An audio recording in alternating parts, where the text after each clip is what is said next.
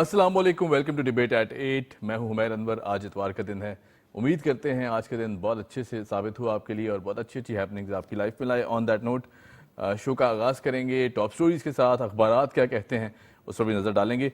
हमारा दूसरा सेगमेंट बहुत इंपॉर्टेंट है क्योंकि यूथ की हम बात तो करते हैं, डायरेक्शन की बात भी की जाती है कि डायरेक्शन लेस यूथ है, लेकिन अगर इसका पॉजिटिव पहलू देखें तो हमारी जो यूथ है बहुत एम्पावर्ड है, बहुत ज़्यादा टैलेंटेड है और इस टैलेंट को किस तरह किस सिमत में इस्तेमाल किया जाए, मल्टीटास्किंग का जो एलिमेंट है, यानी एक ही वक्त में बहुत सारे काम किस तरह किए जा सकते हैं और बखूबी किस तरह किए जा सकते हैं, इस पर भी बात करेंगे। और जो एक अच्छा लाइफस्टाइल है कि जिसे ट्रेन करना बहुत ज़रूरी है यूथ को, उस पर भी बात करेंगे। बहरहाल जी, शो का बाकायदा तौर पर आगाज़ करते हैं। गुज़िश्ता दिन हमने देखा कि एक बड़ा दिन था माजी के में अगर जाया जाए डाउन द मेमोरी लेन तो 9 बरस पहले एक सानहा हुआ। पाकिस्तान पूरा मुल्क उस साने से गुजरा और बहुत बड़ा इंसिडेंट था कि जिसने पूरी कौम को सोगवार किया, परेशान भी किया और ऐसी एक सूरत हाल पैदा हुई कि जहां हमने देखा कि इससे बड़ा सानहा तारीख में कोई हमें दिखाई नहीं देता। मासूम बच्चों ने अपनी जानों का नजराना पेश किया, शहीद हुए और मुल्क को एक ऐसा पुरअज़्म दिया कि दहशतगर्दी के खिलाफ एक आवाज़ बनकर मुल्क जिस तरह सामने आया, पूरी कौम जिस तरह सामने आई, हुकूमत वक्त ने जिस तरह एक्शंस लिए, फिर उसके बाद हमारे जो अस्करी इदारे थे उन्होंने जिस तरह बड़े फ़ाल अंदाज से जिस तरह एक्शंस लिए, यकीनन वो काविशें काबिल सताइश हैं। और आज तक हम जो नजराना था शहीद बच्चों का, उसे फरामोश नहीं कर पाए और ना कभी जो फ्यूचर है हमारा, आने वाला जो कल है, उसमें फरामोश कर पाएंगे। बहरहाल जी, प्राइम मिनिस्टर साहब ने भी कल अपने अल्फाज का इजहार किया। बहुत सोगवार रवैया था उनका भी और उन्होंने कहा कि पूरी जो कौम थी उससे पूरी कौम के जो अज़्म को मजबूत तर किया है इस सानहे ने। कल उनकी याद में बहुत सी तकारीब भी हुई और हमारे जो शहीद बच्चे हैं, यकीनन जो उनके घर वाले हैं, उनके हौसले इतने बुलंद दिखाई देते हैं कि चट्टान की मानंद ये पूरी सिचुएशन में अगर देखा जाए तो इन बच्चों ने ये बता दिया कि हमारा जो मुल्क है, चाहे उसके लिए हमें आखिरी खून का कतरा भी देना पड़े तो हम देंगे और इसकी जो वकार है, इसकी जो इज़्ज़त है, उसे सलामत रखेंगे। ऑन दैट नोट जी, हमारे साथ मौजूद हैं हमसफ़र गादही साहब, सीनियर जर्नलिस्ट हैं। हमसफ़र साहब, वेलकम टू द शो। कैसे हैं आप? अल्लाह का शुक्र है। आपके साथ तशरीफ़ फरमा है आरबी चन्ना साहब, सीनियर जर्नलिस्ट। आरबी साहब कैसे हैं? ठीक है, खैरियत से मिजाज। मैं हमसफ़र साहब आपसे शुरू करूँ तो APS का सानहा जब बात करते हैं तो यकीनन आवाज़ लड़खड़ाने लगती है, एक ऐसी कैफियत दिल में जन्म लेती है कि जिसमें वो यादें ताज़ा हो जाती हैं। वो जो मासूम बच्चे जिस तरह उनकी जानें ली गईं, जो दहशत गर्दी और बर्बरियत का ये मुजाहरा था, पूरी कौम ने बहुत मुत्तहिद होकर इस दहशत गर्दी के ख़िलाफ़ आवाज़ उठाई। इक़दाम लिए गए हुकूमत वक्त की जानिब से, जो उस वक्त की हुकूमत थी, फिर उसके बाद जो बाद की हुकूमतें थी। आई थिंक ये जो नैरेटिव था अगेंस्ट टेररिज्म, ये गुज़िश्ता कई सालों से, चाहे कोई भी हुकूमत आई, कोई भी पॉलिटिकल पार्टी आई, उसने हमेशा यही कहा कि हमें इसको ख़त्म करना है और पाकिस्तान को दहशतगर्दी से आज़ाद करना है। ये जो सानिया 9 बरस का अरसा गुजर चुका है और अभी तक हम इस चीज़ से गुजर रहे हैं कि we are fighting against terror. क्या कहेंगे इस हवाले से? थैंक यू जी। देखिए जी, 9 बरस पहले जो ये वाक़या हुआ था पेशावर में APS का, ये तो एक दिल लर्जाने वाला वाक़या था। और देखें, बच्चे तो सबके होते हैं और जब कोई ऐसी कैफियत होती है जिसमें बच्चों को निशाना बनाया जाता है तो वैसे भी जो यानी कि दुश्मन कुव्वतें हैं, जो इंसान दुश्मन हैं, मुल्क दुश्मन हैं, वो हमेशा आप देखेंगे कि कहीं भी कोई जंग का मैदान हो या ऐसे भी जो हालात होते हैं उसमें उनका जो सॉफ्ट टारगेट होते हैं ना, वो या तो बच्चे होते हैं या ख़वातीन होती हैं या बुज़ुर्ग होते हैं। तो ये वाक़या तो बिल्कुल एक दिलखराश वाक़या था। 9 बरस हो गए, हम सबके बच्चे हैं, अभी तक हम भी भूल नहीं पाए। जब ये कल मैं ख़ुद क्लिप देख रहा था तो रोना आ रहा था, बिल्कुल आँखों में आंसू आ रहे थे। लेकिन देखें, ये ऐसे हालात में भी हमारे जो इदारे हैं और हमारी जो हुकूमत है, 9 बरस में उन्होंने बिल्कुल दहशतगर्दी के ख़िलाफ़ बड़ी जंग लड़ी है और दहशतगर्दी का ख़ात्मा अमूमन तकरीबन हो चुका है। लेकिन फिर भी जो कुछ अनासिर हैं जो मतलब दहशतगर्दी इसके पीछे हैं अभी तक, क्योंकि ये चीज़ें फाइंड आउट हुई हैं, सामने आ रही हैं कि मुल्क में, हमारे पाकिस्तान में जो दहशतगर्दी होती है وہ اس کا کہیں نہ کہیں تانا بانا جو ہے وہ پڑوسی ممالک سے جا کے ملتا ہے. اور آپ دیکھیں کہ اب تو یہ حالات ہو گئے کہ جب سے جو یہاں پاکستان میں غیر قانونی طور پہ افغان لوگ موجود ہیں ان کے خلاف جب سے آپریشن شروع کیا گیا ہے تب سے تو یہ صورتحال بھی سامنے آ گئی ہے کہ جی جو ہے اس دہشت گردی میں ان کے لوگ ملوث پائے گئے ہیں. ابھی بھی کچھ دن پہلے ٹانک میں کچھ جو وہ ایک جو عسکری اداروں کی چوکی پہ حملہ ہوا, نوجوان شہید ہوئے, بالکل کچھ نوجوان شہید ہو گئے, تو اس میں بھی جو بلوچستان کے وزیر اطلاعات ہیں انہوں نے, ان کی میں پریس کانفرنس دیکھ رہا تھا, انہوں نے کہا کہ جی اس میں بھی وہ لوگ شامل ہیں جو یعنی کہ پڑوسی ملک افغانستان کے باشندے ہیں. تو اس طرح سے مطلب اب چیزیں سامنے آ رہی ہیں اور یہ بالکل حکومت کا ایک جائز اسٹینڈ ہے کہ جی غیر قانونی لوگ جو ہے وہ قانونی طور پہ یہاں رہائش اختیار کریں. اور یہ جو یعنی کہ دہشت گردی ہے نا وہ صرف مذمت کرنے سے ختم نہیں ہوتی. ہم مذمت کر دیں, تنقید کر دیں, اس سے ختم نہیں ہوگی. اس کے لیے جو ایکشنز چاہیے, اس کے لیے عمل چاہیے, اس کے لیے مرمت چاہیے, یعنی کہ آپ ان کی کلہ کما کریں گے تو دہشت گردی ختم ہوگی. لیکن ہمارے ملک میں ماشاءاللہ جو ہے وہ دہشت گردی کے خلاف اچھی کارروائیاں ہو رہی ہیں اور اس کو اور بھی مزید جو ہے تیز ہونا چاہیے تاکہ جو ہے بالکل ایک ہمارا ملک, کیونکہ لوگ پرامن ہیں, پرامن رہنا چاہتے ہیں, ہمارے لوگ کوئی جنگجو نہیں ہیں. تو اس لحاظ سے ہم آنے والے دنوں کو دیکھیں, کیونکہ یہ جو حالات ہوتے ہیں نا پرامن, ان سے ہماری معیشت بھی جڑی ہوتی ہے, ملک کی خوشحالی بھی جڑی ہوتی ہے, تو لہٰذا ہمیں اس طرف بہرحال جانا پڑے گا. رائٹ, بالکل ٹھیک, پوائنٹ ویل ٹیکن جی.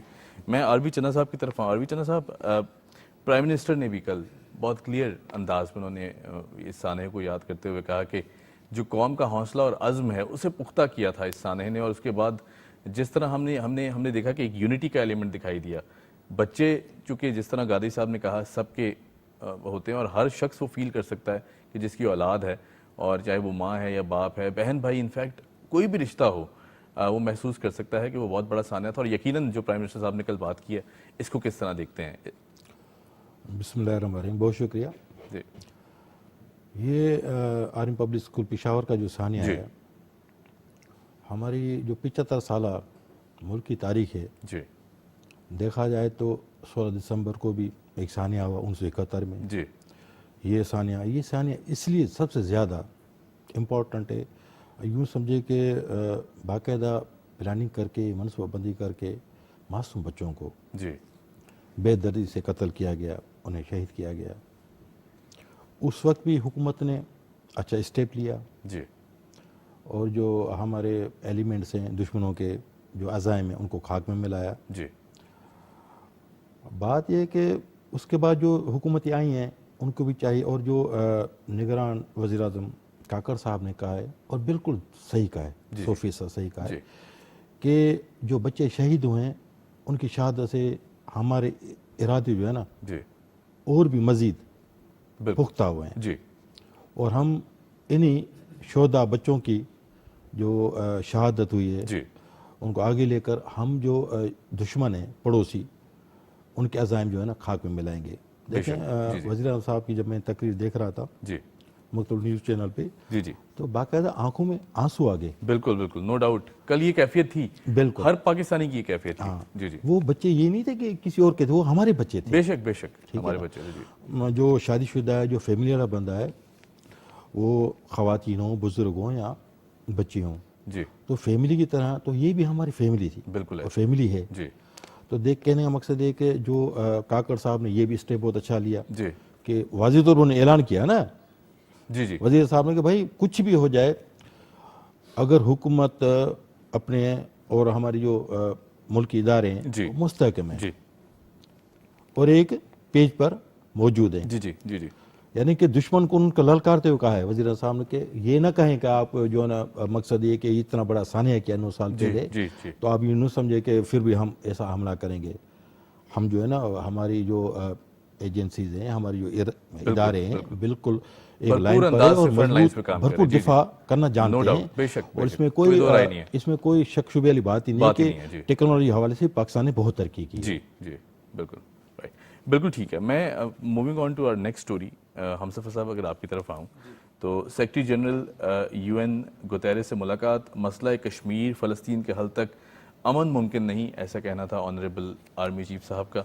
اور اگر بات کی جائے آرمی چیف صاحب کی تو جس طرح ہم دیکھ رہے ہیں کہ ہر پلیٹ فارم پر انہوں نے پاکستان کی آواز بلند کی ہے، پاکستان کے نیریٹو کو بیان کرنے کی کوشش کی ہے، چاہے وہ معاشی چیلنجز ہوں، حکومت وقت کا ساتھ دینا ہو، کسی بھی معاملے پر.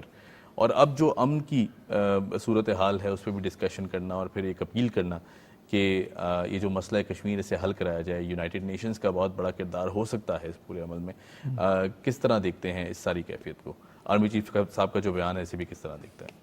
جی، یہ ایک تو آرمی چیف صاحب کا جو اب یہ جو ابراڈ گئے ہیں، فارن کا جو دورہ ہے امریکہ کا خاص طور پہ، یہ ان حالات میں بہت ہی امپورٹنٹ ہے، کیونکہ جو ابھی ریجنل معاملات چل رہے ہیں، جس طرح صورتحال چل رہی ہے، اس میں اس دورے کی اہمیت اور بھی بڑھ جاتی ہے. بالکل ٹھیک ہے. آرمی چیف صاحب سے وہاں جو امریکن وزراء ہیں انہوں نے بھی ملاقات کی ہے، اور ظاہر ہے کہ ان سے بھی ریجنل افیئرس جو ہیں، ریجنل افیئرس میں کشمیر کا معاملہ تو سر فہرست ہے، لیکن کیونکہ عالمی سطح پہ فلسطین کا معاملہ چل رہا ہے، غزہ میں جو صورتحال چل رہی ہے، اس حوالے سے بھی ڈسکس کیا گیا ہے. اور میرے خیال ہے یہ پاکستان کے لیے بڑے اعزاز کی بات ہے کہ اقوام متحدہ کے سیکریٹری جنرل نے ان کو اپنے ہیڈ کوارٹر بلایا، دعوت دی اور ان سے ملاقات کی. اور دیکھیے کشمیر کا معاملہ جو حق خود ارادیت کا معاملہ ہے وہ تو بہت پرانا ہے، اور لیکن اس کے لیے اقوام متحدہ کی جو قراردادیں ہیں اکارڈنگ ٹو دیٹ کہہ رہے ہیں کہ جس کو ریزالو کریں، لیکن وہ ریزالو نہیں کرنے جا رہے. تو اس لحاظ سے جو آرمی چیف نے وہاں مسئلہ کشمیر کو اٹھایا ہے اس کی اہمیت اور بھی بڑھ گئی. اور ساتھ ساتھ جو غزہ کی بات کی ہے کہ جی غزہ میں جو ہے وہ جنگ بندی ہونی چاہیے، بزور طاقت اسرائیل جو کر رہا ہے وہ غلط کر رہا ہے. آپ دیکھیں کہ یہ جو سفارتی کوششیں ہو رہی ہیں، اس کے بعد جا کے امریکن پریزیڈنٹ جو بائیڈن نے فرسٹ ٹائم کہا ہے کہ اسرائیل جو ہے وہ لوزنگ دا گراؤنڈ، کہ وہ جو ہے اپنی حمایت کھو رہا ہے عالمی طور پہ، اور اس کو جو ہے جنگ بندی کی طرف جانا پڑے گا. میرے خیال میں اس لحاظ سے یہ دورہ بڑا اہم ہے، اور اقوام متحدہ میں جو کشمیر کے مسئلے کو اٹھایا گیا ہے، ہو سکتا ہے کہ جو ہے آگے اس کے حل کی طرف کوئی صورتحال نکلے.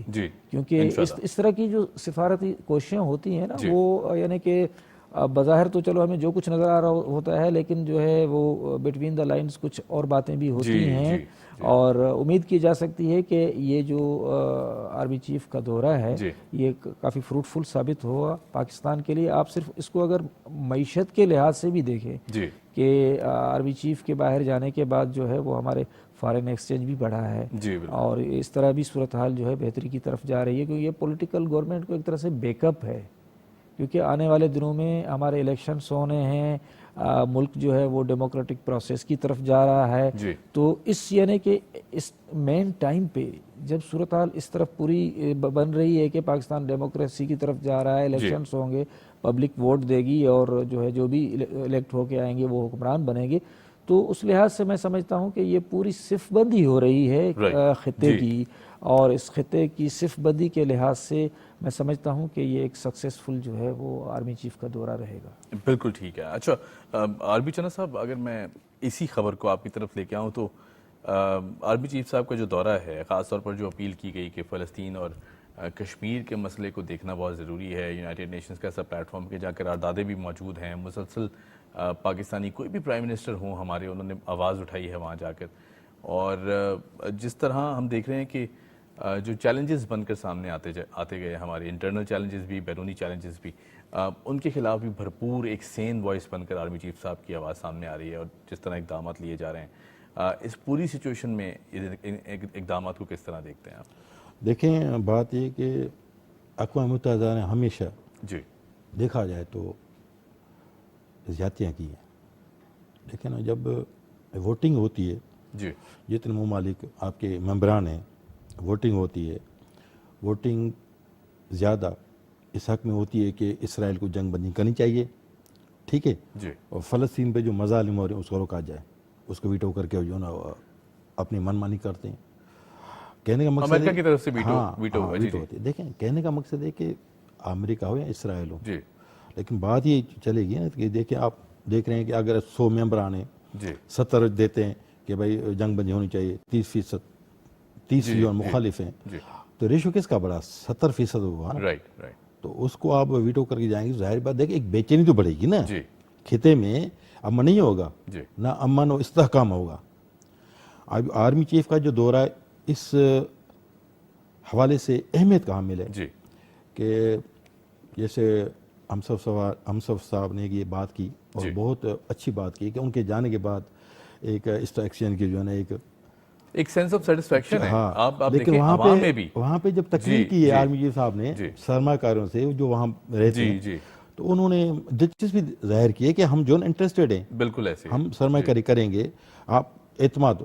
आर्मी चीफ ने कहा कि मैं आपको वाज़ेह तौर पे कहता हूँ कि आपको एतमाद वाली फिजा मिलेगी, आपको वो चीज़ें मिलेगी जो आप चाहते हैं, आप सरमाकारी करें। देखें इससे ये होगा कि अब ये 8 फरवरी की इलेक्शन है, ठीक है ना, असल बात होती है मुआशी इकनॉमी तौर पर जो क्राइसिस आए उनको छोड़कर अब मौजूदा दौर की बात करें तो आर्मी चीफ का किरदार कलीदी किरदार है नो डाउट, और इसमें कोई शक नहीं है। मैं यकीन जाने कि मैं जो जब से देख रहा हूँ 14 अगस्त से निगरान हुकूमत आई है, तो आर्मी चीफ का रोल जो है ना एक बेहतरीन जो परफॉर्मर होता है ना उसका देख रहा हूँ कि उन्होंने जो जितनी कोशिशें की हैं बेहतरीन अंदाज से की हैं, बेहतरीन परफॉर्मेंस दी है, और यकीन जाने कि इसी वजह से लोगों में एतमाद बढ़ रहा है, चाहे कारोबारी शख्सियात हों और आई थिंक मुल्क की सतह पे जो भी ये जो आप बात करें, जो कॉम्बिनेशन है इस वक्त प्राइम मिनिस्टर अनवारुल्लाह काकड़ साहब का और विद दी आर्मी चीफ साहब और फिर उसके बाद मौजूदा जो चीफ जस्टिस, हम देखते हैं कि एक बहुत स्ट्रॉन्ग और बड़ा पावरफुल जो कि पाकिस्तान को प्रोग्रेस करने में बहुत ज्यादा हेल्प देखें। बात है कि अब तीनों नाम बहुत बड़ी शख्सियात हैं और तीनों के इदारे अलग अलग हैं, ठीक है ना। वज़ीर आज़म तो आपको पता है कि निगरान है, उसका काम ही इलेक्शन करवाना, ठीक है ना। चीफ जस्टिस है तो वो सुप्रीम है, सुप्रीम कोर्ट का चीफ जस्टिस सुप्रीम है, उसका एक अपना जो डिसीजन है, जो फैसले। आर्मी चीफ है वो भी एक इदारे का सरबराह है, ठीक है ना सर, तो उनका भी अपना एक ज़ाहिरी बात है एक फैसले हैं, सोच समझ के करते। तो कहने का मकसद ये कि तीनों मिलकर मुल्क की मुफाद के लिए काम करेंगे तो ज़ाहिर 25 करोड़ आवाम को शाबाशी भी देगी, उनके हक में दुआएं भी करेगी। इसलिए दुआएं करेगी क्योंकि 75 सालों से इस मुल्क ने सिर्फ तबाही देखी है, ठीक है ना। अब ये कि आवाम अमन देखना चाहती है और मुआशी तौर पर एक मुस्तहकम पाकिस्तान को देखना चाहती है। राइट जी, बिल्कुल ठीक। अच्छा, मैं हम सफर साहब आपकी तरफ आऊँ, इससे थोड़ा सा मजीद डिस्कस कर लेते हैं और फिर हम अगली स्टोरी की तरफ बढ़ेंगे। आर्मी चीफ साहब के जो दौरे हैं, ख़ासतौर पर इंटरनली भी मैं बात करूं, जो मीटिंग्स की गई यहाँ पे, फिर उसके बाद एक्सटर्नली भी अब जो ग्लोबल बायलैटरल टाइज हैं पाकिस्तान के, आपको नहीं लगता कि ये वो कम्युनिकेशन गैप को फिल किया गया है कि जो कुछ अरसे से हम फील करने लगे थे कि हमारी जो आलमी ताकतें हैं या आलमी दुनिया से जो हमारी बातचीत थी उसका कुछ प्रोग्रेस उसमें डीरेल हुई। 2018 के बाद हमने ख़ास तौर पे देखा कि जो बायलैटरल टाइज थे उनमें कुछ कमी आने लगी थी। आपको लगता है कि अब ये गैप फिल किया जा रहा है? बिल्कुल ऐसे ही है। देखिए, असल में मसला ये था कि आप अगर थोड़ा सा हम बाजी करीब की तरफ जाएं तो 2017 तक जो है, जो पीछे हम जाएंगे, जब गुज़िश्ता हुकूमत थी, यानी कि ये जो अभी हुकूमत गुजरी इससे पहले वाली हुकूमत जो थी, तो उसमें हमारा रुपया कहाँ था, डॉलर कहाँ था, और उसके अलावा जो यानी कि रीजनल मामलात थे कि जी हमारे पड़ोसी ममालिक के वज़ीर आज़म यहाँ आ रहे थे, दौरे कर रहे थे और मामलात बेहतर हो रहे थे, क्योंकि हम किसी भी पड़ोसी मुल्क के साथ अच्छे ताल्लुकात रख के ही तरक्की कर सकते हैं। बिल्कुल, बल्कि सारे पड़ोसियों के साथ बेहतर ताल्लुकात रख कर ही माशी तरक्की कर सकते हैं, अमन बहाल कर सकते हैं। ये मामलात उस तरफ जा रहे थे। मेरा ख्याल है ये जो 2017 में, अगर 18 में जो हुआ, दूसरी हुकूमत आई और उसने फिर सिलसिले जिस तरह भी चलाए, तो ये ना होता अगर, तो आज पाकिस्तान के हालात कुछ और होते और जो सिफारती मामलात थे वो भी बेहतर होते। अच्छा, फिर जो गलत कारी हुई ये हुई कि जी आपने देखा कि जी जो मुल्की मामलात होते हैं वो कहीं कहीं जो है ना वो बड़े हसास होते हैं। आपने देखा कि गुज़िश्ता जो वज़ीर आज़म साहब अभी जेल में हैं, उन्होंने साइफर लहरा के जो है वो पूरी उनकी जो यानी कि हसासियत थी उसको तबाह व बर्बाद कर दिया। यानी कि साथ साथ जिन ममालिक के साथ हमारे अच्छे ताल्लुकात थे, यानी कि अमेरिका के साथ क्वेश्चनेबल हो गए ना, तो अमेरिका के साथ अच्छे ताल्लुकात थे तो वो भी कहीं ना कहीं मुतासिर हुए और दूसरे ममालिक के साथ भी ताल्लुकात मुतासिर हुए, क्योंकि देखिए ये ताल्लुकात जो है वो एक बड़ी यानी कि मेहनत के बाद और अरक्रेज़ी से बड़े अरसे के बाद जाके किसी सिद्ध में अच्छे होते हैं। तो मेरा ख्याल है कि मौजूदा निगरान हुकूमत है, इलेक्टेड गवर्नमेंट नहीं है, इलेक्टेड गवर्नमेंट आएगी, इलेक्टेड प्राइम मिनिस्टर आएंगे तो वो ज़ाहिर है अपना काम करेंगे इस हवाले से। लेकिन क्योंकि अब गैप फील हो रहा था क्योंकि इलेक्टेड गवर्नमेंट मौजूद नहीं है, तो आर्मी चीफ ने यकीनन वो जो डैमेज कंट्रोल था उसको यानी कि किया है, बेहतर की तरफ ले जाने की कोशिश की है और जो जिस तरह का रिस्पांस मिला है तो मेरा ख्याल है कि ये मामलात बेहतरी की तरफ जाएंगे और ये आने वाली हुकूमत के लिए यूँ समझें कि स्मूथ पाथ जो है, जो बायलैटरल रिलेशंस हैं, जो फॉरेन अफेयर्स हैं हमारे दूसरे ममालिक के साथ, वो यानी कि बनने की तरफ जा रहे हैं। मुझे तो यूँ दिखाई दे रहा है कि फ्यूचर इज़ ब्राइट। बिल्कुल ठीक है, बिल्कुल सही। अच्छा, moving on to our next story. Petroleum कीमतों में कमी से अशिया खुर्दनोश में वाज़ेह कमी के इम्कानात। अगर बात की जाए कुछ माह पहले की, तो जो हम महंगाई का एलिमेंट देखते थे, जो बातें की जा रही थी कि दिवालिया की तरफ चला जाएगा शायद, और 2018 के बाद से ऐसी कैफियत हमने देखना शुरू की। इनफैक्ट उससे पहले की बात करें तो जीडीपी भी बहुत बेहतर था, पाकिस्तान वाज प्रोग्रेसिंग ओवरऑल, बड़ी अच्छी सिचुएशन थी। अल्हम्दुलिल्लाह अब कुछ उम्मीद के बादल जो हैं वो दिखाई देने लगे हैं कि वो सर पे आने लगे हैं। उम्मीद का शैडो जो है ना वो अब दिखाई देता है। बहुत अच्छा सवाल किया आपने। देखिए आवाम जो है ना, आवाम चाहती है रिलीफ। रिलीफ कोई निगरान दे या सिलेक्टेड दे या इलेक्टेड दे। बात यह कि निगरान हुकूमत का सबसे बड़ा अहम तोहफा है आवाम के लिए। लेकिन इसमें एक चीज़ देखी गई है कि जब आप हम या कोई भी जाए तो पेट्रोल की मसनूआत 62-63 रुपये पेट्रोल पे कम हुई है, डीजल पे भी तकरीबन 57 रुपये ओवरऑल। लेकिन कहने का मकसद है कि जो आपकी सब्जी है, फ्रूट है, दूध है, दही है, ये चीज़ें रोज़मर्रा की चीज़ें, उनमें कोई फ़र्क नहीं आया। सर वो ये तो आवाम का भी किरदार है ना। मैं आपको बताता हूँ कि आवाम को ये करना चाहिए, मेरा ये ख्याल है। देखें, कमिश्नर कराची है, डिवीज़न का सरबराह है, ठीक है ना। आपको याद होगा कुछ अरसे पहले बाकी प्रेस लिस्ट लगती थी, प्राइस लिस्टें कि भाई ये नर्क हैं। ओके सर, अब वो भी नहीं लगती, चेक करने भी कोई नहीं आता, न कोई कमेटियाँ हैं। आवाम को ये करना चाहिए कि भाई ज़ाहिरी बात अपने दिफा के लिए करना पड़ेगा ना। उन्हें ये करना चाहिए कि उन चीज़ों का बाइकाट करें। अब सोशल बाइकाट ये रह गया। अब दूध का किया 230 से 200 पे आ गया, कहीं तो 180 का 160 का बिक रहा है। तो फ्रूट जो है आपके उसमें नुमाया कमी आई, लेकिन सब्जी में नहीं आई। अब जैसे मैं भिंडी की जिक्र करूंगा, माय फेवरेट डिश भिंडी 320 रुपए थी 4 दिन पहले। अब कल मैंने पूछा तो वो 200 पे आ गई है, यानी 120 का फर्क आया है। लेकिन इससे पहले जो सबसे बड़ा निगरान हुकूमत का जब पेट्रोलियम पे बड़ी जो इन्होंने 40 रुपए सब्सिडी आवाम को दी, और वो भी इस ऐसे वक्त में कि जहां बहुत मुश्किल सूरत हाल थी, IMF की तरफ से प्रेशर भी था और ये सारी चीजें थी, हर चीज थी। लेकिन उसके बावजूद भी तो इस बड़ा इनकलाबी कदम था ना, नो डाउट। लेकिन उसमें आवाम को रिलीफ नहीं मिला। यानी कि सब्जी फ्रूट लेने जाए, जो भी दालें हैं, चावल है, तो उसमें कोई रिलीफ नहीं। लेकिन अब रिलीफ हुआ है, 2 दिन से मैंने देखा है कि उसमें कुछ न कुछ रिलीफ नजर। और ये भी मैं आपको तो हमसे अब जैसे ये बात कर रहे हैं अरबी चना साहब, मैं इसे कुछ इस तरह भी अगर लूँ तो हुकूमतें जो काबिश करती हैं या जो रिलीफ देती हैं, आई थिंक अवाम बहुत जिम्मेदार है, बड़ी बाशऊर है। लेकिन कहीं ना कहीं ऐसे फैक्टर्स भी मौजूद हैं कि जो इस प्रोसेस को भी डीरेल करने की कोशिश करते हैं, यानी वो रिलीफ पहुँचने नहीं देते। मुनाफाखोरी भी है, ज़ख़ीरा अंदोज़ी भी है। क्या कहेंगे इस हवाले से, ये जो फैक्टर्स हैं इनको किस तरह कर्टेल किया जा सकता है? देखिए, ये जो जिस तरह हुकूमतें आवाम को रिलीफ देती हैं ना, तो उन पे यानी कि अमल करवाना भी हुकूमतों का काम होता है। आवाम तो ज़ाहिर है रोज़मर्रा की चीज़ें इस्तेमाल करेंगे, बायकाट कैसे कर सकते हैं? तो खाएंगे क्या? ये तो हो नहीं सकता ना कि अगर आटा महंगा है اور اس کی قیمتیں یعنی کہ پیٹرول ڈیزل کی قیمتیں کم ہونے سے کم ہونی چاہیے. جی جی تو وہ تو کنٹرول پرائس کنٹرول کرنا کس کا کام ہے؟ مینجمنٹ کا کام ہے, حکومت کا کام ہے, ڈی سیز کا کام ہے نا. تو یہ بالکل جو ہے وہ آؤٹ آف کوسچن بات ہے کہ عوام اس پہ عمل کروائے. عوام نہیں کروا سکتے, عوام کو ریلیف دینا چاہیے. آپ دیکھیں پبلک ٹرانسپورٹ میں اگر سفر کریں تو پبلک اتنا جب پیٹرول نیچے آ گیا, ڈیزل نیچے آ گیا, تو پبلک ٹرانسپورٹ میں تو عوام کو کوئی ریلیف نہیں ملا.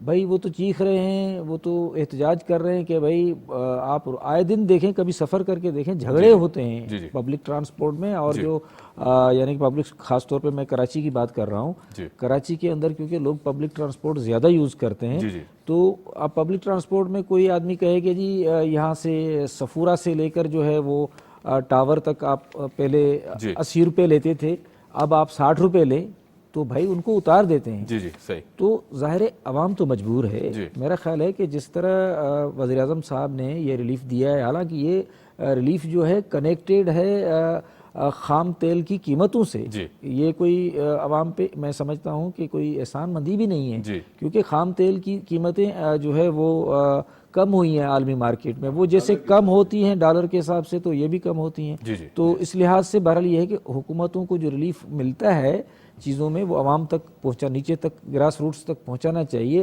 اور یہ کام حکومتوں کا ہے, انتظامیہ کا ہے. میئر کراچی کو چاہیے کہ جی وہ چیزوں پہ عمل کروائے نا. اگر کوئی سبزی یا آٹا یا دالیں مہنگی بک رہی ہیں تو ان کو کنٹرول کریں. تو کنٹرول کرنا ان کا کام ہے, میکینزم بنائیں. اور ایسے نہیں ہوگا کہ جی عوام خود جا کے جھگڑے کرے, لڑے. اس طرح تو جو ہے وہ سوسائٹی میں ایک طرح سے خراب صورتحال پیدا ہوگی. میرا خیال ہے اس کو اس طرف لینا چاہیے, میکینزم بنائیں کہ پرائس کنٹرول کا میکینزم بننا چاہیے, عوام کو ریلیف ملنا چاہیے. جی بالکل ٹھیک ہے جی, پوائنٹ ویل ٹیکن. اچھا عربی چنّا صاحب, جس طرح ہمسفر صاحب نے بھی کہا کہ ریلیف کی جو اگر صورتحال بات کی جائے, کیونکہ ظاہر ہے اب ہم دیکھ رہے ہیں کہ اشیاء خوردنوش میں جیسے آپ نے بھی مینشن کیا کہ کمی ہونے لگی ہے. میں نے بھی انفیکٹ ابھی کچھ دن پہلے یہ نوٹ کیا کہ جو چاول تھے خاص طور پر جو آپ کو 300-400 سے اوپر کے ملتے تھے, اب وہ کچھ بہتر ریٹس پہ ملنے لگے ہیں, کمی ہونے لگی ہے اس میں. تو کہیں نہ کہیں عوام بھی ریئلائزیشن ہے, یا خاص طور پر وہ جو جن مافیاز کا ہم ذکر کر رہے تھے ان میں بھی یہ ریئلائزیشن ہے کہ ہم زیادہ اتنی بھی زیادتی نہ کی جائے کہ عوام مزید پریشان ہو جائے, یا پھر جو حکومتوں کا ریلیف ہے وہ پہنچے ہی نہ عوام تک. سر میں نے پہلے گزارش یہ کی ہے کہ کمشنر جو ڈویژن کا جو ہے نا سربراہ ہوتا ہے, اس کا کام ہے انتظامیہ طور پر ڈپٹی کمشنر کو مراسلہ نہیں لکھنا ہوتا ہے, عمل درآمد کرانا ہوتا ہے. عمل درآمد یہ کرانا ہے کہ بھائی آپ اپنے ڈسٹرکٹ کے والی ہیں, ٹھیک ہے, آپ نے کرنا ہے. اب بات یہ کہ آپ نے جو بات کی, میں اس کو مینشن کروں گا کہ مافیا اتنی تگڑی ہے, مافیا نیچے سے اوپر تک اتنی جو ہے نا پاورفل ہے کہ آپ کچھ نہیں کر سکتے. تو میں نے پہلے کہا کمشنر کا کام ہے کہ ڈپٹی کمشنر کا, بات ہے کہ اب کیا کہیں کمشنر, ڈپٹی کمشنر, اصل کمشنر جو بھی ہو, ٹھیک ہے نا. اب میں تو یہ کہوں گا کہ سچی بات تو یہ کہ سی ایس کر کے آتے ہیں تو عوام کی فلاح بہبود کے لیے ہونا چاہیے, لیکن اب ان کے کام ایسے کہ وہ کرپشن میں ہاتھ دھونا شروع کر دیتے ہیں. عوام کو ریلیف ملنا چاہیے. اور آپ نے بالکل بجا کہا کہ جس طرح 62 روپے پیٹرول پہ ہوا ہے اور 57 روپے کچھ پیسے ڈیزل پہ ہوا ہے, تو کم سے کم ریلیف ملنا چاہیے نا. اگر جیسے ہم صاحب نے کہا, میں اس بات پہ ایگری ہوں کہ جو ٹرانسپورٹ ہے کراچی میں زیادہ ہے, ٹھیک ہے نا. لاہور کے سسٹم دیکھیں بہترین, ہم وزٹ پہ جاتے ہیں, اسلام آباد دیکھیں آپ, وہ تو نواز شریف کا بہت بڑا کام ہے, شہباز شریف کا, لیکن یہاں پہ بھی ہونا چاہیے. اور میئر جو اس کو مترک ہونا پڑے گا, وہاب صاحب, جیسے ہماری ملاقات ہوتی رہتی ہے, تو وہاب صاحب سے کوئی ملاقات کہوں گا سر آپ نے انتظامی طور اب میئر آپ ہی ہیں نا, تو آپ نے کنٹرول کرنا ہے. اگر پیٹرولیم مصنوعات کم ہوتی ہے تو جو ریلیف عوام تک کیسے پہنچانا ہے, تو ان کا کام ہے کہ یہ کمشنر ڈپٹی کمشنر کہے بھائی یہ کیا مسئلہ ہے. بالکل ٹھیک ہے. ابھی عوام رو رہی ہے کہ اتنے یعنی کہ پیٹرول مصنوعات پر کم ہونے کے بعد, یعنی کمی ہونے کے باوجود بھی عوام کو کسی چیز میں ریلیف نہیں مل رہا ہے. رائٹ بالکل ٹھیک ہے جی. سر بہت شکریہ, thank you so much for joining us. Humsafar صاحب, گادری صاحب, آپ کا بہت شکریہ, آپ نے وقت نکالا. عربی چنّا صاحب, تھینک یو سو مچ. یہاں لیتے ہیں ایک چھوٹی سی بریک کے بعد جب آئیں گے تو بات کریں گے ہماری نوجوان نسل اور ان کی تربیت اور کس طرح جو ہمارا فیوچر اسے بنایا جا سکتا ہے. Keep watching debate at 8.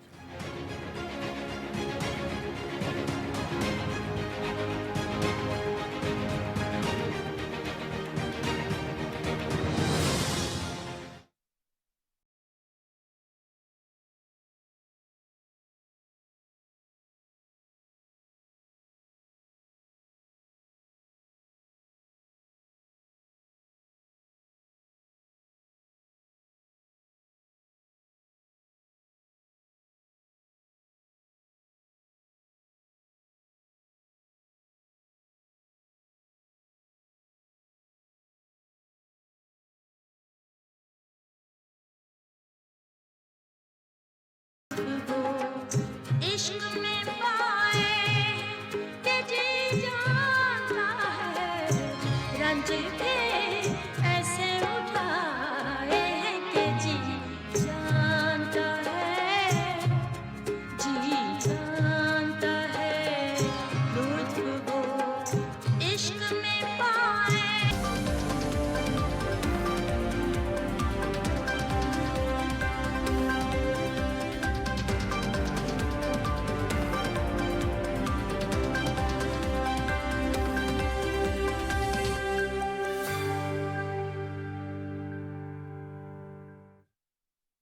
دنیا کے انداز بدل گئے.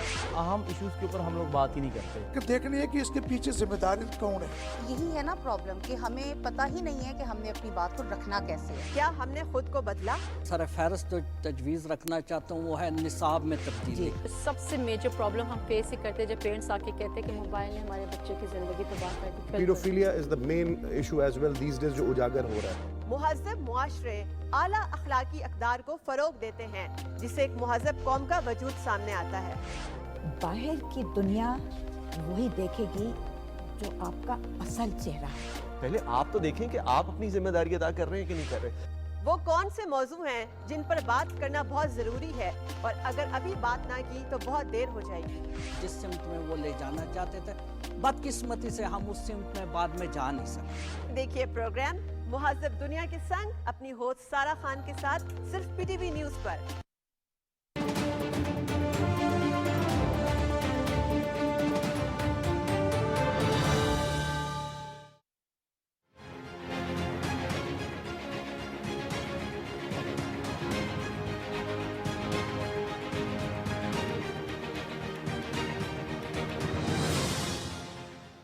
Welcome back after the break. آپ دیکھ رہے ہیں پروگرام ڈیبیٹ ایٹ 8. میں ہوں عمیر انور اور بریک پر جانے سے پہلے ہم نے اناؤنس کیا تھا کہ اگر یوتھ کی بات کی جائے, نوجوان نسل کی بات کی جائے تو بہت زیادہ امپاورڈ دکھائی دیتے ہیں ہر پروفیشن میں, چاہے وہ ہماری لڑکے ہوں یا لڑکیاں ہوں, مرد حضرات یا خواتین حضرات بہت زیادہ اپنے رائٹس کو بھی پہچانتے ہیں اب, اور دے آر اویئر کہ ان کو کس طرح کون سا کریئر پاتھ چوز کرنا ہے. لیکن کہیں نہ کہیں ہم دیکھتے ہیں کہ اس میں کنفیوژن کا شکار بھی کچھ ایلیمنٹس ایسے ہیں کہ جس میں کنفیوژن بھی رہتی ہے. ملٹی ٹاسکنگ کس طرح کی جائے, اگر ایک پروفیشن میں کام نہیں چل رہا تو آپ کس طرح دوسرے پروفیشن کو آپٹ کر سکتے ہیں, 2-3 چیزوں کو ایک ساتھ کس طرح لے کے چل سکتے ہیں.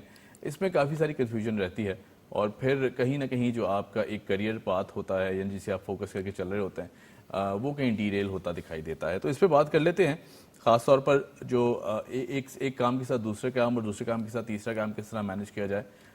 یہ ایک مشکل عمل ہے بظاہر طور پر, اور تینوں پروفیشنز کے ساتھ جسٹس کس طرح کیا جائے. تو یہ بات کر لیتے ہیں. ہمارے ساتھ موجود ہیں زوہا عاصم, ٹینس پلیئر بھی ہیں, رائٹر بھی ہیں. زوہا کیسی ہیں؟ جی میں ٹھیک ہوں الحمدللہ. زوہا, اگر یوتھ کی بات کی جائے, نوجوان نسل, تو ہماری حکومتوں نے بہت سارے کام کیے ہیں.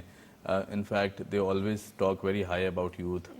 ہم پاکستان کا ایک جو بڑا فگر ہے وہ بھی ہماری نوجوان نسل پہ جو پرسنٹیج ہے ریلائی کرتا ہے.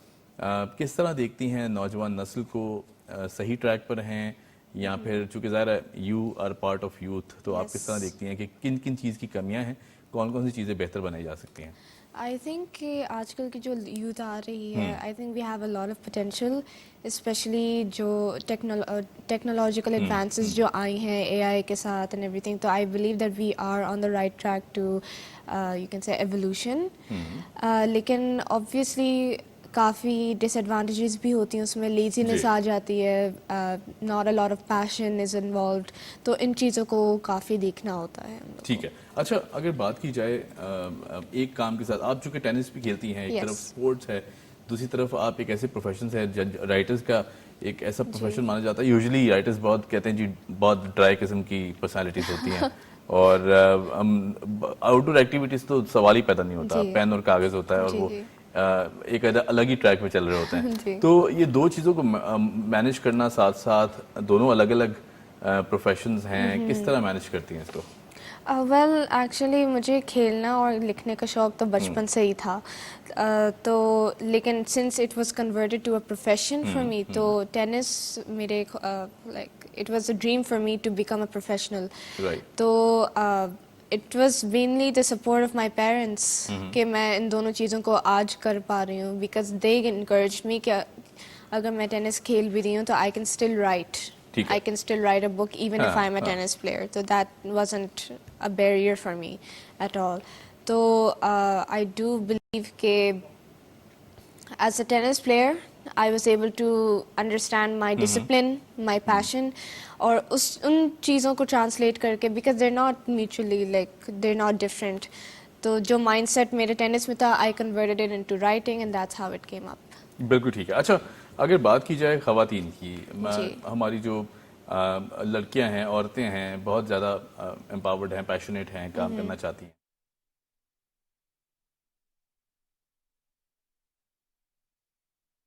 عناصر موجود ہیں سوسائٹی میں کہ جن کی وجہ سے کہیں نہ کہیں پریشان ہو جاتے ہیں, ایسے رویے بھی آ جاتے ہیں کہ جہاں کانفیڈنس کی کمی بھی دکھائی دے, بعض اوقات کام ہی نہیں کیے جاتے, باہر فیس ہی نہیں کیا جاتا عوام کو کہ نہیں مجھے بس گھر میں رہنا ہے. ان لڑکیوں کو کس طرح موٹیویٹ کیا جائے, ان کی حوصلہ افزائی کس طرح کیا جائے؟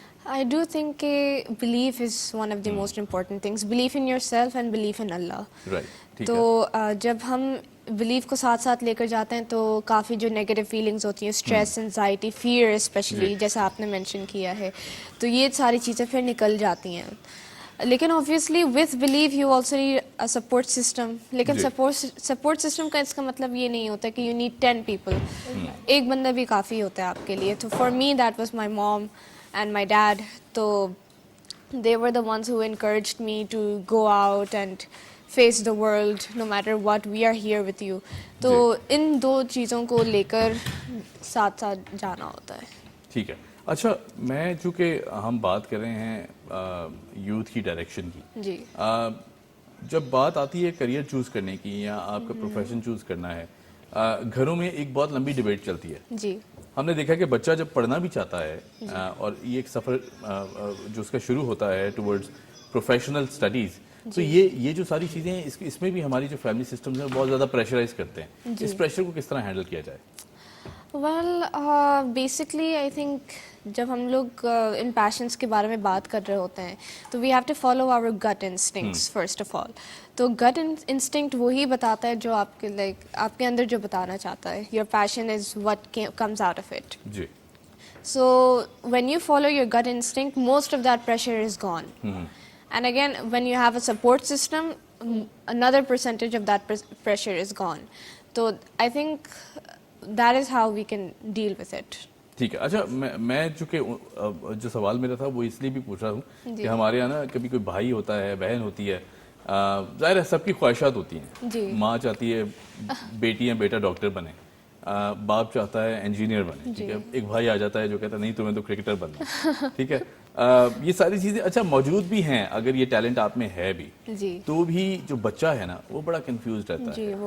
ایک طرف فیملی ہے, دوسری طرف اپنا شوق بھی ہے. اپنے شوق کو کس طرح لے کے جایا جائے تاکہ دونوں طرف کے جو ہمارے لوگ ہیں وہ برا نہ مانیں یا ان کی دل آزاری بھی نہ ہو؟ جی آئی تھنک کہ جب میں چھوٹی تھی تو آبویسلی مجھے اتنا پتہ نہیں تھا ٹینس کے بارے میں اینڈ ایوری تھنگ. میں جو سنتی تھی وہی کرتی تھی. لیکن جب میں بڑی ہوتی رہی I did my own research کہ is this actually something I wanted to do اور am I being forced to do it. کافی لوگ آتے بھی تھے میرے پاس, you are being forced to do this, you shouldn't do this, tennis تو نہیں کھیلا جاتا ہے, لڑکیاں نہیں کھیلتی ہیں. لیکن ایز ٹائم گرو آن اور میرے پیرنٹس کے سپورٹ کے ساتھ I was able to understand کہ this is actually what I wanted, اور مجھے شوق ہے اس میں. تو آئی بلیو کہ جب کافی کنفیوژن آپ کے ساتھ ہوتی ہے تو پھر you need to understand, you need to do your own research first of all. And obviously اس میں پھر ایمان کی بھی بات آ جاتی ہے. جب آپ کے پاس بلیف ان اللہ ہوتا ہے تو یو کین انڈرسٹینڈ کہ جو آپ کے ساتھ ہو رہا ہوتا ہے وہی صحیح بات ہوتا ہے. And plus this is not the end of the world. If let's say کہ اگر آپ کو کریئر چینج بھی کرنا ہو اٹس نیور ٹو لیٹ. ٹھیک ہے. اچھا ایک اور رویہ رہتا ہے ہماری نوجوان نسل کا, کیونکہ ظاہر ہے سوچنے کا انداز آہستہ آہستہ پختہ ہوتا جا رہا ہوتا ہے. یہ وہ ٹائم ہوتا ہے کہ جب آپ کی سوچ بدل رہی ہوتی ہے, آپ نئی چیزیں ٹرائی کرنا چاہتے ہیں. تو اگر آپ ایک پروفیشن میں یا ایک پلیٹ فارم پر اچھا پرفارم کر رہے ہیں, آپ چاہتے ہیں میں کسی اور طرف بھی جایا جائے, پھر ایک اور ڈائریکشن میں بھی نکلا جائے, تو کہیں نہ کہیں جسٹس نہیں ہو پاتا تینوں کے ساتھ, ناانصافی کا ایک ایلیمنٹ آ جاتا ہے. ایک فیلڈ میں اگر آپ بہتر پرفارم کر رہے تھے, آپ نے چھوڑ دیا, آپ دوسری طرف چلے گئے. آج کل یہ بھی بہت دیکھا جا رہا ہے. چاروں چیزوں کو مینیج کس طرح کیا جائے, ایک ساتھ لے کر کس طرح چلا جائے, کہ اگر میں ٹینس بھی کھیلتا ہوں, میں اگر رائٹر بھی ہوں, یا میں اگر انوائرمنٹلسٹ بھی بننا چاہتا ہوں, میرے سارے شوق ہیں, میں کس طرح مینیج کروں, جسٹس کس طرح کروں تینوں پروفیشن کے ساتھ؟ I think the biggest thing is discipline in this. ٹھیک ہے, یعنی آپ کو ڈسپلن ہونا ضروری ہے تاکہ آپ ان ساری چیزوں کو لے کے چل سکیں. ٹھیک ہے, Yes, of course. رائٹ. اور کیا سمجھتی ہیں کس طرح ہونا چاہیے اس پورے؟ فار می, مجھے پلاننگ کا بہت شوق ہے. ٹھیک ہے, تو میں اپنے دماغ میں بس پلان کرتی رہتی ہوں. اچھا میرے پاس 2 گھنٹے فارغ ہیں, اب میں 2 گھنٹے کو کیسے کروں گی. بٹ آئی بلیو کہ that is an athlete's mindset. تو اگر ہم ایک عام آدمی کی بھی بات کریں تو I think it's all trial and error. آپ ایٹ لیسٹ ایک sufficient plan اپنے لیے بنائیں. Try not to be lazy, be driven. اور if it doesn't work out, it's okay, you have the next day, try again, and it's all just trial and error. And again اس میں پھر confidence کی بھی بات آتی ہے کہ if you fail, you shouldn't go down. So you should keep that confidence. ٹھیک ہے. اچھا, رائٹرز کے ساتھ ایک ایشو رہتا ہے ہمیشہ, جب انسان لکھنا شروع کرتا ہے تو یقیناً اس میں اتنی مہارت نہیں ہوتی, ایکسپرٹیز نہیں ہوتی کہ وہ صحیح الفاظ کا استعمال کرے, لکھنے کا انداز کیا ہے, انداز بیاں کیا ہونا چاہیے, یہ ساری چیزیں بہت زیادہ میٹر کرتی ہیں. اس کو ریفائن کس طرح کیا جائے؟ کچھ لوگ تو لکھنا اسی وجہ سے چھوڑ دیتے ہیں کہ مجھ پہ تو میرے خاندان والے ہنستے ہیں جب میں ان کو سناتا ہوں, یا میرے دوست یار میرا مذاق اڑاتے ہیں, تو وہ وہیں دبا دیتے ہیں اپنا لکھا ہوا جو ٹیلنٹ ہے لکھنے کا ہنر. آئی تھنک جب لکھنا شروع کر دے انسان تو میرے خیال سے پھر پیچھے مڑ کر نہیں دیکھنا چاہیے. کیا نہیں, بالکل بھی نہیں. I agree with you. اس میں ایک کافی ایک بڑی چیز ہوتی ہے امپوسٹر سنڈروم. ٹھیک ہے, where you believe you're not good enough for the thing that you are doing when in fact you can do it. میں نے کافی ٹائم سے یہ سنا ہوا ہے کہ you become a writer, you do most of the work when you write your first draft. And that first draft is never perfect. I mean, my first drafts have often been seen as like a kid's handwriting. It's not like how me, a 21-year-old, wrote it. So I think we shouldn't focus on these small things at all. We should see the bigger picture. And when you see the bigger picture, obviously آپ پر پیچھے نہیں دیکھتے. You don't look at the rear view mirror. آپ پیچھے کی window نہیں دیکھتے ہیں. You look at the front window. ٹھیک ہے. اچھا, ٹینس کے پروفیشن کی اگر بات کی جائے, بہت سی لڑکیاں بننا چاہتی ہیں, ٹینس اسٹارز بھی بننا چاہتی ہیں, کھیل بھی رہی ہیں. یہ ایسا اسپورٹس ہے کہ جس میں انجری کی چانسز بھی بہت زیادہ ہے, کیونکہ ظاہر ہے اگر آپ کھیلتے کھیلتے گر جاتے ہیں, خواتین خاص طور پر اپنی بہت بیوٹی کانشیس ہوتی ہیں, تو اس میں انجریز کا جو ایلیمنٹ ہے اس کو کس طرح دیکھتی ہے؟ پھر جب آپ نے ٹینس کھیلنے کی خواہش کی تھی تو کس نے سب سے زیادہ سپورٹ کیا, کس طرح, اور کیا چیلنجز تھے, یہ بھی ہم سے ڈسکس کریں. The first one who saw any sort of talent in me was my mom. So she was the one who saw. انہوں نے دیکھ لیا تھا کہ ہوا میں ہاتھ نہیں, she actually got me a racket toy set. وہ جو بچوں کا آتا ہے, تو اس میں میں کافی کھیل رہی تھی, and she was the one who brought me into the real sport. تو اس میں پھر یہ تھا کہ my journey started from there, and basically challenges بھی مجھے کافی آئے تھے. obviously ونس اور لاسز ہوتے ہیں, that's not easy for a kid to go through. پھر obviously pressures آتے ہیں, اچھا آپ بہت زیادہ ہار رہے ہیں, آپ بہت زیادہ جیت رہے ہیں, یہ ہو رہا ہے وہ ہو رہا ہے, پھر پالیٹکس بھی آ جاتی ہیں اس میں. لیکن for me beauty was never a concept. Beauty was never a concept. So I just focused on my sport. اس میں میں tan بھی ہوتی تھی, injuries مجھے بہت ہوتی تھی. I got lots of ankle and wrist injuries that were actually quite long term as well. It was hard for me to focus, hard for me to cope, لیکن alhamdulillah I'm fine now. I survived, so it was all good. صحیح. اچھا, بالکل ٹھیک ہے. میں چونکہ ساری باتیں اس لیے پوچھ رہا ہوں کیونکہ بہت سارے لوگ اگر بننا بھی چاہتے ہیں, کچھ کرنا بھی چاہتے ہیں, تو کوئی نہ کوئی ایسا ڈر یا خوف ان کے آڑے نہ آئے کہ وہ یہ کام نہ کر سکیں. ٹھیک ہے. اچھا, کبھی ایسا بھی ہوا ہے کہ فیلئر بہت زیادہ ہونے لگے, نہ کچھ لکھنے کا بھی من نہ کر رہا ہو, ٹینس میں بھی جو ہے وہ دل نہ لگ رہا ہو, صحیح طرح کھیل نہ پا رہی ہوں, ایسی صورت حال میں کیا کرتی ہیں جب انسان, اور ہر انسان کے ساتھ ہوتا ہے, فیلئر ایسی چیزیں کہ جب آپ کے دن برے چل رہے ہوتے ہیں تو مسلسل برائی جو ہے وہ سامنے آ رہی ہوتی ہے, تو ایسی سچویشن میں کس طرح اپنے آپ کو جو کمپوز ہے یا بہتر کس طرح بناتی ہیں ساری صورت حال؟ میں ایکچولی 2 چیزوں کو فالو کرتی ہوں. obviously I believe کہ جو چیز ہو رہی ہوتی ہے وہ it's for my better, it's for my betterment, اور obviously یہ اللہ کی طرف سے ہوتا ہے تو I should learn from it. And the second thing is positivity. It's a major part of my progress. It's not an easy thing. آپ کو خود اس میں کام کرنا ہوتا ہے, لیکن you should be able to convert your experiences into something positive. Okay, agar main haar gayi to at least I learned something from it. I can get better experience out of it and not do it again. So I do believe کہ failure is a part of success. It's not the opposite. یہ کافی دفعہ بولا جاتا ہے. It's a cliche at this point. لیکن cliches are there for a reason. کیونکہ اتنے دفعہ if someone is saying something a lot, it has to be something fruitful. So I think these two things have made a huge difference in my life. Okay ٹھیک ہے بالکل صحیح. اچھا زوہا چونکہ ہم اگر نوجوان نسل کی بات کریں تو ہر پروفیشن کی ایک یہ اپنی اہمیت ہے. ہمارے یہاں جب پروفیشنز کو چوز کیا جاتا ہے تو فار دا سیک آف پیسے کا ایک ایلیمنٹ ہوتا ہے کہ جی ہم نے صرف اچھے پیسے کمانے ہیں. بعض اوقات یہ بھی ہوتا ہے کہ اپنا شوق پیچھے چھوڑ دیا جاتا ہے, نوکریوں میں لگ جاتے ہیں, پھر ظاہر ہے چونکہ حالات اس طرح کے ہوتے ہیں. ایسی صورتحال میں شوق جو ہے, چلے کام تو کرنا ہی کرنا ہے, آپ نے نوکری بھی کرنی ہے, آپ نے اپنے گھر بھی چلانا ہے, اپنے امور بھی چلانے ہیں, اس کے ساتھ ساتھ شوق کو کس طرح ساتھ لے کے جایا جائے. ہم چھوڑ دیتے ہیں کرکٹ کھیلنا ہے نہیں کھیل پاتا میں, اس کے بعد اگر میں نے کوئی اور اپنا شوق ہے وہ پورا نہیں کر پاتا, مجھے گارڈننگ کا شوق ہے میں چھوڑ دیتا ہوں, میں کہتا ہوں میرے پاس وقت نہیں ہے, اور یہ ہم اپنے آپ کو سمجھا رہے ہوتے ہیں. حالانکہ وقت ایسی چیز ہے کہ آپ جب نکالنا چاہے تو نکل آتا ہے. ایسی صورتحال میں کیا کرنا چاہیے, شوق کو کس طرح ساتھ لے کے چلنا چاہیے اپنے کام کے ساتھ؟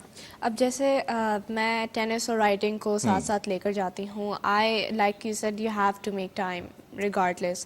اگر مجھے 1 گھنٹہ بھی مل جاتا ہے تو I utilise that 1 hour. I don't compromise on my sleep and my health. That's the number 1 thing. I think جب وہ ڈیٹیریٹ ہو رہی ہوتی ہے تو پھر you find yourself short of time, جبکہ یہ ایز سچ ہوتا نہیں ہے. رائٹ بالکل ٹھیک ہے. Zoha thank you so much for joining us. آپ نے وقت نکالا, اور میں چاہتا ہوں کہ ہماری جو یوتھ ہے, ہماری جو نوجوان نسل ہے, اسی طرح اپنی جو فیلڈز ہیں یا پھر جو کام کرنا چاہتے ہیں وہ ایکسیل کرتے رہیں, اور آپ کو بھی wish you good luck, all the best. امید کرتے ہیں جی آج کا پروگرام پسند آیا ہوگا, لیکن ایک چھوٹی سی بات میں ضرور کرنا چاہوں گا موسم کے حوالے سے. خاص طور پر اس وقت شدید دھند ہے, فوگ کی سچویشن ہے, اسموگ کی سچویشن ہے. پنجاب کی بات کی جائے تو وہاں اسموگ بہت زیادہ ہے, موٹر ویز بھی بند کر دیے گئے ہیں. احتیاط برتنا بہت ضروری ہے. اپنی صحت کو بھی دیکھیں, اپنے آس پاس کے جو لوگ ہیں ان کو بھی دیکھیں. کوئی اگر مشکل صورتحال میں ہے تو مدد ضرور کریں, اور پھر ایسی کیفیت کہ جہاں ڈرائیونگ بہت تیز کی جاتی ہے یا پھر جلد بازی میں کوئی کام کرنا ہے تو میرے خیال سے احتیاط برتیں, کیونکہ موسم اس وقت سازگار نہیں ہے. سردیوں کا سیزن ہے, سردی کے ساتھ اسموگ بھی آ جاتی ہے, فوگ بھی آ جاتی ہے. تو اپنا بھی خیال رکھیں, اپنے اطراف کے لوگوں کا بھی خیال رکھیں, اور ماسک ضرور پہنیں باہر نکلیں, کیونکہ ظاہر ہے ماحول جو ہے اس وقت تھوڑا سا آلودہ ہے. کوشش کریں کہ اسے بھی بہتر بنائیں, کیونکہ ہم بہتر نہیں کریں گے تو میرے خیال سے کوئی بھی بہتر نہیں بنا پائے گا. آن دیٹ نوٹ جی آپ سے لیتے ہیں اجازت, آپ سے ملاقات ہوگی اگلے جمعے کی صبح. Keep watching debate at 8.